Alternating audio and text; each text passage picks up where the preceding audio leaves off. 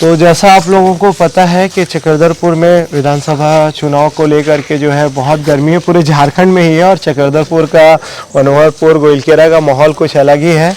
हमारे साथ एक और कैंडिडेट मौजूद हैं, जगत माझी, जो आप देखेंगे कि इंडिया गठबंधन के प्रत्याशी है और झारखंड मुक्ति मोर्चा से इनको टिकट मिला है। पहली बार अपने जीवन का चुनाव लड़ेंगे। हमारे साथ है जगत भाई। जगत भाई कैसे हैं?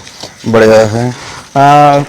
पिछले बार आपको कैप्टन कूल का नाम दिया गया था और ख़ास करके जो पिछले बार जो लोकसभा का चुनाव हुआ था उसमें काफ़ी अहम भूमिका थी आपकी। उस रणनीति को देखते हुए पार्टी टिकट दिया है या फिर कैप्टन कूल के नाम से टिकट मिला है? टिकट मिलने के पीछे वजह क्या है? नहीं, ये पूरा का पूरा जनता को श्रेय जाता है, मनोहरपुर की विधानसभा की जनता को श्रेय जाता है। उन्होंने ही ये बात रखा था सेंट्रल कमेटी के पास, माननीय मुख्यमंत्री के पास, कि इनको टिकट मिलना चाहिए और सब उन्हीं का है, सारी जनता का ही है, सारा क्रेडिट जनता का है। चलिए, टिकट तो मिल गया जगत भाई। विजन क्या है, मिशन क्या है? क्योंकि मनोहरपुर गोइलकेरा जो एक क्षेत्र है, खास करके सुदूर क्षेत्र है, नक्सल प्रभावित क्षेत्र है, क्या विजन रहेगा? नहीं, जितने भी अधूरे काम पड़े हैं उनको ही पूरा करना है और फिर आगे हम लोग और भी उसको आगे लेके जाएंगे सारे काम को, चाहे स्वास्थ्य हो, चाहे शिक्षा हो। इस पे अभी हम लोग थोड़े पीछे हैं, लेकिन हम लोग इसको आगे लेके जाएंगे। ये चूँकि अब सबको मैं बता भी रहा हूँ कि जो मनोहरपुर विधानसभा है वो बहुत ही अलग है बाकी विधानसभाओं के। जब उनसे कंपेयर करेंगे तो इसका भौगोलिक भी क्षेत्र जो है, जोग्राफिकल एरिया भी है, वो बहुत ही डिफरेंट है जो बाकी विधानसभाओं से। ये पूरा का पूरा क्षेत्र जो है ये जंगल में है। बिल्कुल। ये पोड़ाहाट, सारंडा और कोल्हान जंगल में है। और यहाँ पर हम लोगों को जब आपको ध्यान भी होगा, आप लोग इतिहास भी पढ़े होंगे कि जंगल आंदोलन हुआ था जी। ये सिर्फ और सिर्फ इसलिए हुआ था, हमारे रहने के लिए, हमारे अस्तित्व की लड़ाई थी कि हमको उस जंगल में रहने का अधिकार, जंगल जमीन का जो बात आता है, वो हम लोग को उस जंगल में रहने का अधिकार का लड़ाई था जी। उससे पहले हम लोग विकास के बारे में सोच भी नहीं सकते थे। पहले तो अपने लिए छत के लिए लड़ाई था, अपने लिए ज़मीन के लिए लड़ाई थी कि हमको वहाँ पर रहने के लिए अधिकार मिले। जो वो सपना था वो तो हमने साकार कर लिया। आज चूँकि उसके पीछे मेरे फादर का रहा हो, जो वो पूरा जल जंगल ज़मीन का जो मूवमेंट था, जो आंदोलन था, वो पूरा का पूरा उसी को डेडिकेटेड था कि तब जा कर के हम लोग वहाँ से एक विकास का दरवाज़ा खोल सके, जिसको मेरे पिता के बाद मेरी माँ ने बखूबी निभाया। बहुत मेहनत की उन्होंने और जंगल में रहने वाले सारे लोगों को, जो वन ग्राम में बसे हैं लोगों के लिए वन अधिकार कानून आया, जिसके बाद उन लोगों को एक कानूनी जामा मिल गया कि अब वो आधिकारिक रूप से उस जंगल के हकदार हो गए। तो अब उसके बाद ही हम लोगों का जो विकास का, ऐसे तो काम चलता ही था, जो कनेक्टिविटी जोड़ने का, लोगों के बीच जाने का, वो तो बहुत ही धीमा गति था। क्योंकि आपको कोई भी रोड, आज भी एक रोड ऐसा है, गोलकेरा से रोआम तक जाने का एक रोड बहुत शुरू 98 में शुरू हुआ था, लेकिन आज भी वो फॉरेस्ट के क्लियरेंस की वजह से आज भी वो रोड कंप्लीट उस एरिया में रोड बनाने में फॉरेस्ट का एक बड़ा ये रहता है, क्लियरेंस लेना बहुत बड़ा चैलेंजेस होता है। और वो सबसे बड़ा कारण रहा है कि थोड़ा सा हम लोग पीछे रहे। लेकिन आज भी आप देखेंगे बाकी विधानसभा से जब कंपेयर करेंगे आज की स्थिति में, हम किसी भी विधानसभा से पीछे नहीं हैं। हम इनफैक्ट बाकी विधानसभा से सबसे ज़्यादा काम, आपको समझ में आएगा कि आज हमने वो क्षेत्र में मेरी माँ की बदौलत, उनकी मेहनत के बदौलत, वो लगभग हमने हर गांव तक, हर पंचायत तक रोड कनेक्टिविटी पहुंचा दिया। और बिना रोड के अब विकास की कल्पना नहीं कर सकते। बिल्कुल, रोड ज़रूरी है। तो वो लगभग हमने हर जगह पहुंचा लिया है। अब रह गया है जो और मूलभूत सुविधाएं हैं, उनको लोगों तक पहुंचाने के लिए हम लोग को तेजी और लाना होगा। जैसे बताया जा रहा है कि ये सेकंड जनरेशन आपका हो गया, एक पुराने दौर से आप लोग वहाँ पे हैं, आपका वो पारंपरिक सीड भी कहा जाता है। तो आप उसको बाखूबी जानते हैं, खास करके मनोहरपुर विधानसभा को बहुत अच्छे से आप करीबी से जानते हैं। मुझे एक एक गांव, एक एक लोगों को आप जानते हैं। मैं पिछले दिनों गोइलकेरा मनोहरपुर जाके विजिट किया, सर्वे भी किया, तो लोगों का तो एक रुझान है कि मैडम काफ़ी ज़्यादा है, लेकिन अब जिम्मेदारी जो है आपको आ गई है, तो आप इसको और क्या, कहाँ तक आगे लेके जाने का, मतलब मैं वही चीज़ पूछ रहा हूँ कि 3 चीज़ों पे हम लोग जैसा जानना चाह रहे हैं। सबसे पहले तो एक स्वास्थ्य हो गया, हेल्थ के सेक्टर में। दूसरा हो गया एजुकेशन को आप पहले भी ले सकते हैं, सेकंड में भी ले सकते हैं। और थर्ड हो गया स्पोर्ट्स। ये बेसिक चीज़ जो है, इसमें आपका विज़न क्या है? आप जनता के पास किन चीज़ों को लेकर के जा रहे हैं? अब देखिए, अब 15-20 साल पहले की स्थिति आप जाके देखेंगे, उस समय गिन के 4-5 ही हाई स्कूल्स थे पूरे विधानसभा में। जी। लेकिन आज आप देखेंगे आनंदपुर में ही 4 हाई स्कूल बने हैं जी। मनोहरपुर में 4 हाई स्कूल है, गोलकेरा में भी बढ़ गया है नंबर हाई स्कूल का, उसी तरह सोनवा में भी। आज तो ये जो चाहे स्कूल हो चाहे हेल्थ हो, ये सरकार के लेवल पे आप वो उसका रूपरेखा तैयार होता है कि किस तरह बढ़ता है। तो उसमें आप देखेंगे मेरी माँ ने काफ़ी जोर लगाया, तभी जा कर के इस सब स्कूलों का नंबर बढ़ा है। ऐसा नहीं है कि वो बीच में तो विलय हो रहा था स्कूलों का। विलय हो रहा था, तो उस विलय के बारे में आपको बताते हैं कि काफ़ी स्कूल को, और वो मेरी माँ कामयाब रहे कि काफ़ी स्कूल को विलय होने से रोका गया, क्योंकि हम लोग का जो जोग्राफिकल एरिया है ऐसा है कि एक जगह से दूसरी जगह अगर हम स्कूल 15 किलोमीटर 20 किलोमीटर अगर दूर कर देंगे जी। या 5 किलोमीटर दूर, वो 5 किलोमीटर 15 किलोमीटर के बराबर हो जाता है, क्योंकि वो पहाड़ी क्षेत्र है, जंगल का क्षेत्र है। तो इसमें हम लोग कोशिश में यही लगे हुए कि ज़्यादा से ज़्यादा गांव में प्राइमरी स्कूल, आज हर एक गांव में प्राइमरी स्कूल पहुंचा हुआ है। हाँ, उसके बाद जब हम नेक्स्ट स्टेप जाते हैं मिडिल स्कूल का, मिडिल स्कूल 3-4 गांव के बीच में एक मिडिल स्कूल का है जी। लेकिन जो मूलभूत समस्या यही है कि जो टीचर्स का अवेलेबिलिटी है, हम लोग का रिक्वायरमेंट जो है वो हम लोग पूरा कम है। रिक्वायरमेंट ज़्यादा है, लेकिन हम लोगों ने टीचर्स कम है।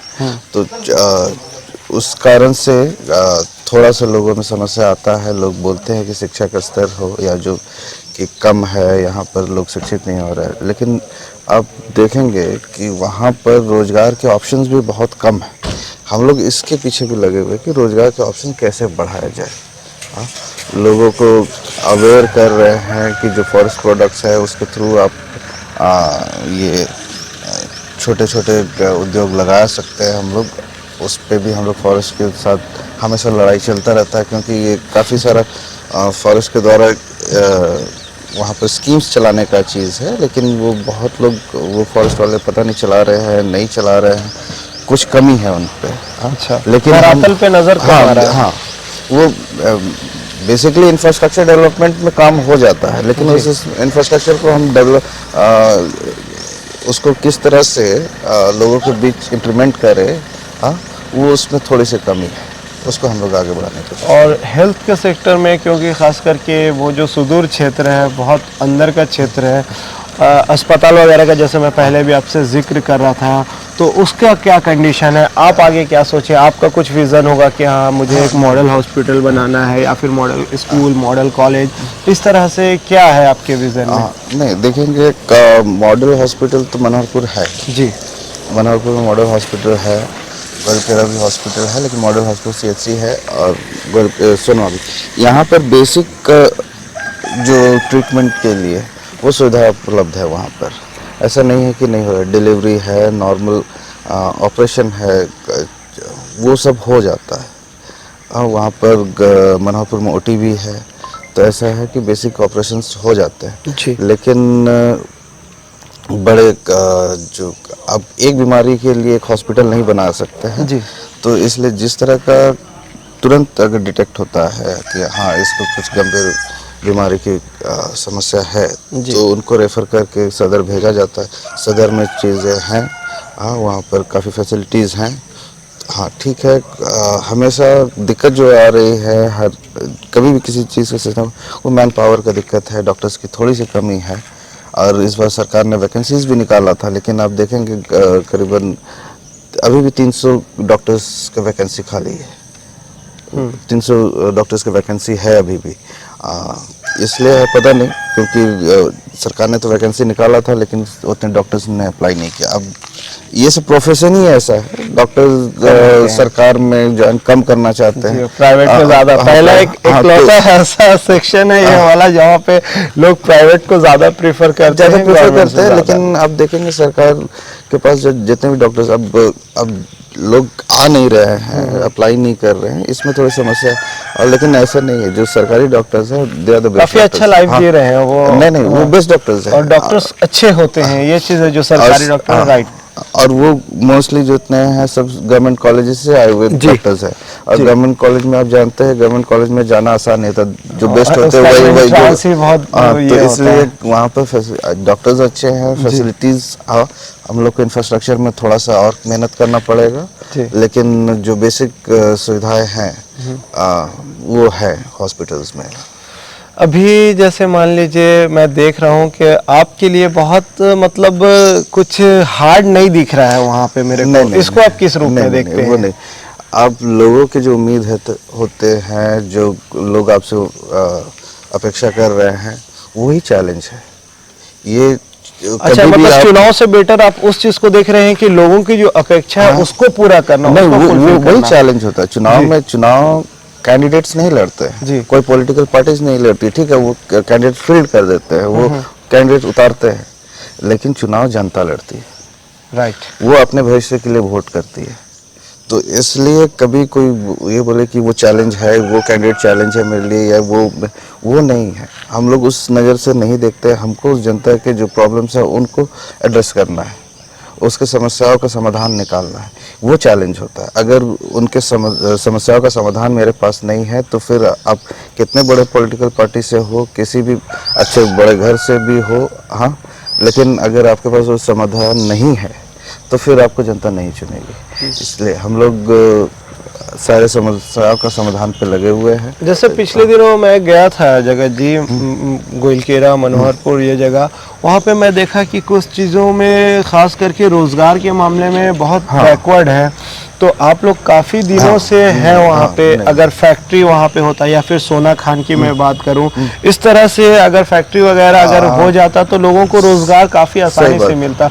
उसमें आपका क्या सोच है? सही बात है, लेकिन आप देखेंगे फैक्ट्रीज की बात करेंगे, क्या आज टाटा इतनी बड़ी फैक्ट्री है, यहाँ रुमटा भी है, इतनी बड़ी फैक्ट्री है, क्या वो सारे के सारे लोगों को रोजगार दे पाई है? नहीं दे पाई है जी।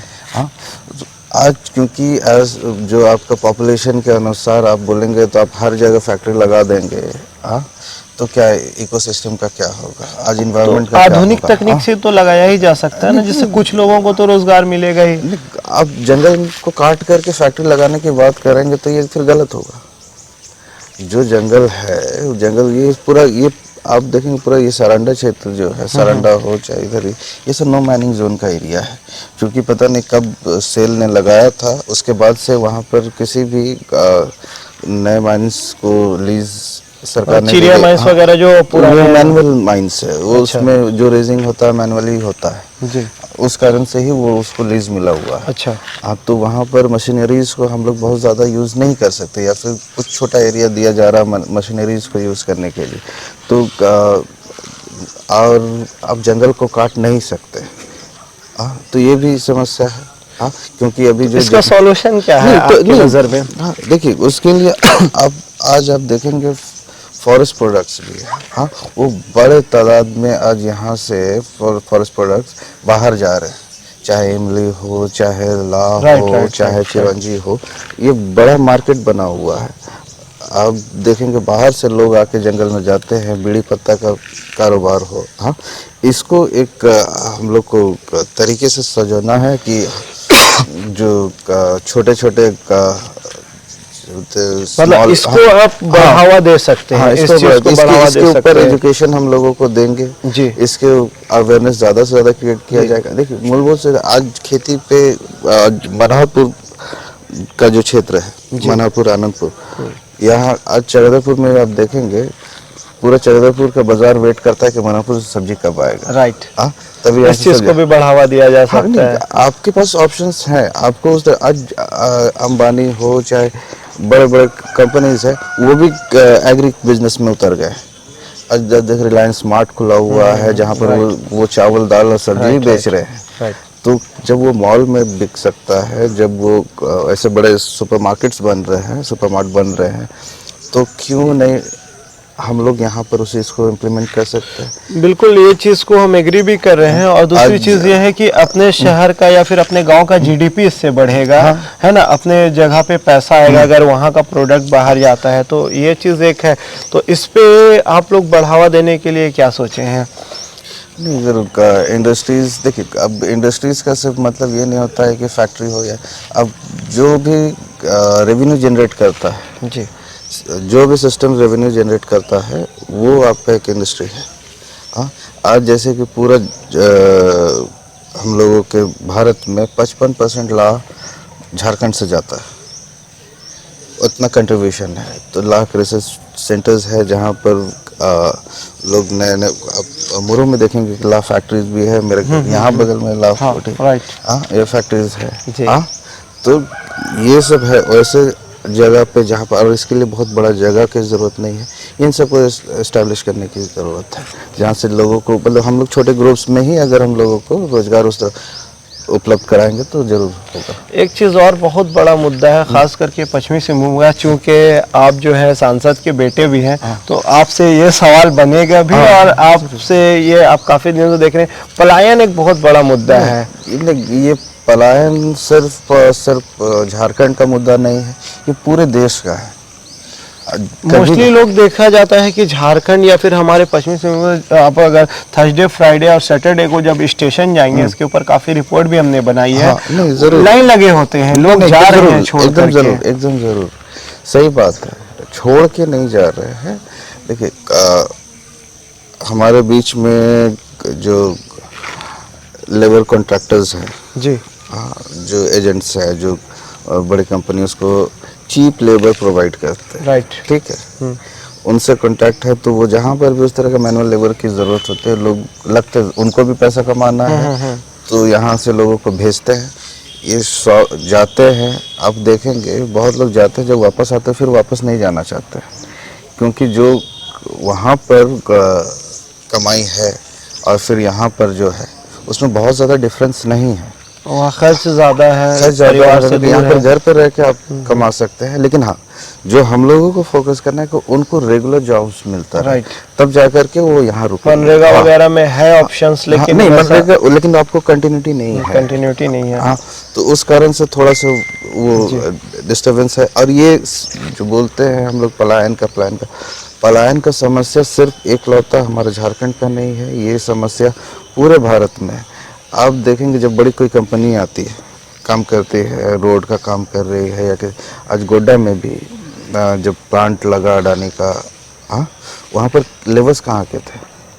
अब देखेंगे वो दूसरे स्टेट से थे जो काम कर रहे थे, वहाँ चाइनीज लेबर्स काम कर रहे थे जी। हाँ, तो जो जहाँ से जो कंपनी आती है वो वहाँ के लेबर्स को उठा के लेकर के आते हैं। उनके लिए वो सुविधा है कि वो भागेंगे नहीं, आप उसको पकड़ के रखेंगे। और कोई भी लोग, हाँ, एक ट्रेडिशन ही बना हुआ पूरा, कभी जब ठीक है पलायन के लिए सर्वे कर रहे हैं, लेकिन क्यों पलायन होता है उसके ऊपर इन डेप्थ जाएंगे तो देखेंगे कि मैक्सिमम जितने भी लोग चाहते हैं वहाँ पर, कोई भी कंपनी कहीं पे सेटअप है, कहीं पर कोई कंस्ट्रक्शन का काम चल रहा है, लोग चाहते हैं वहाँ के लोकल लोग ना हो, राइट, जो उसमें जो एम्प्लॉयर है, छोड़ के चले जाते जो हैं। एम्प्लॉयर है, जी, एम्प्लॉई जो है वो नहीं चाहते कि लोकल वहाँ पर लेबर्स हो, वो बाहर से ही लाना चाहते हैं। राइट, तो ये एक प्रथा बना हुआ है, ट्रेडिशन बना हुआ है कि हमको यहाँ से लोकल लेबर्स नहीं चाहिए, हमको बाहर का लेबर चाहिए। लेकिन हम अगर अपना इंफ्रा को इतना मजबूत कर दें, इतना अच्छा कर दें कि हमारे यहाँ से लोग जाए नहीं, तो उस पे काम किया जा सकता है। काम किया जा सकता है। देखिए ये सोचने वाली बात है, बोलने वाली बात है, लेकिन जब हम यहाँ पर आज देखिए लोग बांग्लादेशी का मुद्दा उठा रहे हैं जी, हाँ, लेकिन अब देखेंगे मैक्सिमम जो उस तरह के लेबर्स है या फिर जो राजमिस्त्री वगैरह जो जी, मुर्शिदाबाद और इधर से आकर के काम करते, क्यों कर रहे हैं? आपको उस चीज को समझना होगा। दो चीज है, एक तो उनके में क्वालिटी है, नहीं, क्वालिटी और उसका किसी चीज का नहीं, बस वो है कि वो आपसे कम दाम में कर रहा है। हाँ, और स्पीड भी है उनके काम में, जैसे दो तीन क्योंकि चीज वो यहाँ से कहीं जा नहीं रहे, जा रहे वो नहीं है, बैठ यहाँ करके पे वहाँ है, काम कर रहे हैं। तो यही जो सोच है, राइट। हाँ, अगर हम लोगों को भी, अगर जितने भी कॉन्ट्रैक्टर्स हो, जो बिजनेस पर्सन है, अगर वो चीज़ अपने अंदर लाएंगे कि हाँ ठीक है, 2 पैसा ज़्यादा लगेगा, लेकिन सबको अपना 2 पैसा बचाना है। लोग तो 2 पैसा बचाने में फोकस करते हैं। राइट। 2 पैसा कम मिले उस पर कभी कोई नहीं सोचता, 2 पैसा ज़्यादा मिले, इस कारण से हम लोग मैक्सिमम बाहर से लोगों को लाते हैं। यहाँ पर भी आप देखेंगे, यहाँ पर कौन काम कर रहा है तो पता चल रहा है मुर्शिदाबाद से के आए लोग हुए, बाहर के बंगालीज कर रहे हैं, या बिहार से आए हुए लोकल लेबर्स हैं। राइट। हाँ, मतलब बिहार के लेबर्स हैं। हाँ, तो ये ट्रेडिशन तो चल ही रहा, तो इसको उस लेवल पे हम लोग को रोकना होगा, तभी जा कर के होगा। यहाँ के लोग महाराष्ट्र जा रहे हैं, चेन्नई जा रहे हैं, बिहार के लोग यहाँ आके काम कर रहे हैं। एक कंपनी बाहर के साउथ की कंपनी काम कर रही थी हम लोग को यहाँ से सोनवा रोड पे, तो वो वहाँ से लेकर के आंध्रा से लेबर्स को लेकर के आए, जो बेसिक काम करने के लिए। हाँ, बहुत छोटा मोटा काम के लिए यहाँ के लोकल लेबर्स को यूज़ कर रहे थे, लेकिन जो बड़ा नंबर था लेबर्स का वो वहाँ से आया हुआ था, हैदराबाद से। तो आप समझ सकते हैं, ऐसा नहीं है पलायन सिर्फ यहाँ का मुद्दा। हम लोग को इस पे ऊपर थोड़ा और अलग तरीके से सोचने की ज़रूरत है कि पलायन क्यों। जी। और एक चीज़ है जगत भाई, जैसे सरकारी योजनाएं जो है अभी, मान लीजिए आप खुद चुन करके जाते हैं, जा करके रांची में बैठते हैं, जैसे मैया सम्मान योजना हो गया, उसके बाद बाकी जितना भी स्कीम चल रहा है, उससे लोगों को कितनी मतलब फैसिलिटीज़ मिल पाएगी, या फिर उसको आप किस रूप में देखते हैं? देखिए, सरकार का, हेमंत सोरेन की सरकार का जो सोच है वो आप समझेंगे, वो किसी भी वर्ग को पीछे नहीं छोड़ना चाहती, वो हर एक वर्ग को साथ लेके चल रही है। वो चाहती है कि हर एक वर्ग को हम कुछ ना कुछ सरकार के तरफ से लाभ दे सके। अब जब सरकार के पास आया कि नहीं, लड़कियों का ड्रॉप आउट नंबर्स ज़्यादा है स्कूल में, हाँ, तो उनको प्रोत्साहित करने के लिए मिड डे मील तो पुराना है, जो उन लोगों को, लड़कियों का ड्रॉप आउट को रोकने के लिए उन्होंने प्रोत्साहन राशि देना शुरू किया, सावित्रीबाई फुले स्कीम के तहत। तो 8th के बाद जो बच्चियां रहती है स्कूल में, उनको 10,000 रुपये प्रति साल दिया जा रहा था कि आप स्कूल नहीं छोड़े, आप बेसिक एजुकेशन आपको कंप्लीट, क्योंकि ड्रॉप आउट का मामला बहुत ज़्यादा है इधर। हाँ, क्योंकि देखिए कम एज में शादियाँ हो जाती है, तो उससे छूट जाते हैं। हाँ, तो जैसे लड़की बड़ी होती हैं, 15-16 साल पहुंची हैं, और आप उनकी शादी कर दे रहे, तो इनको भी रोकने के लिए, इस तरह की प्रथाओं को रोकने के लिए सरकार ने ये स्कीम लाया कि नहीं, बच्चियों को पढ़ना चाहिए। हाँ, तो वो 8 के बाद सावित्रीबाई फुले की स्कीम के तहत उनको 10-10 करके देना शुरू की। फिर इंटर भी करे, मतलब इंटर की भी पढ़ाई करे, हाँ, +2 करे, तो उसके लिए +2 में अमाउंट और बढ़ा दिया गया, और 10 के बजाय 20 दिया जा रहा है 11th और 12th के लिए। हाँ, तो इस तरह से हम लोग मोटिवेट कर रही है ये सरकार कि बच्चे पढ़े, स्पेशली लड़के को तो लोग पढ़ा ही देते हैं, लेकिन लड़कियों को कम, लड़कियों का ड्रॉप आउट ज़्यादा हो जाता है, तो उसके लिए वो स्कीम किया। और उसके बाद जब, चूँकि इंटर के बाद लड़कों का भी ड्रॉप आउट देखा गया कि काफ़ी ज़्यादा है, तो उसको प्रमोट कि वो ड्रॉप आउट ना हो, इसके लिए सरकार ने गुरुजी क्रेडिट कार्ड स्कीम लेके आया। बहुत लोगों, क्योंकि बहुत सारे, अब इंजीनियरिंग करना चाहता है बच्चा, या किसी तरह का टेक्निकल पढ़ाई करना चाह रहा है, हाँ, तो उसके लिए जो सरकारी कॉलेजेस में का वो सिलेबस नहीं है, वो सब्जेक्ट नहीं है, प्राइवेट्स में है, तो उसके लिए 15 लाख तक का लोन सरकार दे रही है थ्रू गुरुजी क्रेडिट कार्ड के थ्रू। तो जब 15 लाख तक, और उसके गारंटर सरकार है, और वो भी आपको तब पेमेंट करना है जब आपको जॉब लग जाए, जॉब लगने के उसके बाद भी टाइम उसमें दिया, जॉब के बाद भी टाइम दिया जा रहा है कुछ। तो ये तो सरकार कर रही है। अब शिक्षा के मामले में जब बोलता है कि क्या कर रही है सरकार, इस तरह से शिक्षा को प्रमोट कर रही है कि आप लोग पढ़ाई नहीं छोड़ें, आप एजुकेशन, मैक्सिमम एजुकेशन ले। आप इनफैक्ट उसके बाद भी अगर कोई और पढ़ना चाहता है मास्टर्स के लिए, हाँ, विदेश में भी जाना चाहता है, तो उसके लिए सरकार 1 करोड़ तक के लिए, 1 करोड़ तक के लिए सरकार आपको ये मदद कर रही है। तो ये तो सरकार कर ही रही है एजुकेशन के मामले में। तो स्टूडेंट का ये मामला हो गया। और फिर उसका जब मैया सम्मान जो योजना है, इसका मेन कॉन्सेप्ट यही है कि जो वैसी महिलाएं जो घर पे है, शादी के बाद हाँ, वो उनको हम रोज़गार से अगर नहीं जोड़ पा रहे हैं किसी कारणवश, या फिर जो हैं हाउस वाइफ्स भी हैं, हाँ, उसका आदमी काम कर रहा है, वो उनका मैक्सिमम सेविंग्स अगर नहीं हो पा रहा है, 2-4 हज़ार हो रहा है, तो 1,000 रुपया और हम अपनी तरफ से दे दें कि ताकि वो महिला अपने पॉकेट में रख सके। जी अब जो अभी वो अपने उसके बैंक के खाता में रहेगा, वो कभी भी ऐसे 4-5 महीने में जब जमा होगा पैसा, तो अपने बच्चों के लिए कुछ गिफ्ट्स ले सकती है, कुछ बिल्कुल। बेसिक चीज़ें अपनी basic needs में उसको तो use कर उसके सकती लिए हैं। जो डेली लेबर हस्बैंड है उसको उसके ऊपर दबाव ना रहे, जी तो सकुशल परिवार रहे, तो ये भी कॉन्सेप्ट है। इस तरह का सरकार का जो सोच है कि वो अब बहुत सारी योजनाएं हैं। अब चाहे आंगनबाड़ी में देख लेंगे, आंगनबाड़ी में पोषाहार दिया जा रहा है, गर्भवती महिलाओं के लिए स्कीम्स हैं, तो हम लोग जो विपक्ष के लोग हैं या फिर मीडिया भी है, वो हमेशा फोकस रहता है जो कमियां ढूंढने में, लेकिन जो सरकार की जो बेहतर पॉलिसीज चल रही है उन पे भी थोड़ा देखेंगे तो देखेंगे सरकार बहुत तरीके से बहुत हर एक वर्ग के लिए काम कर रही है। हाँ, इम्प्लीमेंटेशन में थोड़ा कमी बेसी हो सकता है, लेकिन सरकार के इंटेंशन पे नहीं। जी, तो चलिए आपको शुभकामनाएं हैं आने वाले चुनाव के लिए, और हम उम्मीद करते हैं कि अच्छा आपके साथ ये हो। तो हमारे साथ थे जगत माझी, जो विधानसभा इनका मनोहरपुर है, और बहुत बड़ा विधानसभा, मुझे लगता है सबसे बड़ा विधानसभा अगर एरिया हाँ है। जोग्राफिकली देखेंगे तो बहुत बड़ा है, और काफ़ी बड़ा 5 विधानसभा, ब्लॉक्स है उसके 5 अंदर। ब्लॉक्स है। तो अब देखते हैं, अब नतीजा के बाद फिर आप लोगों से एक बार फिर मिलेंगे। तब तक के लिए अपना बहुत सारा ख्याल रखें। धन्यवाद।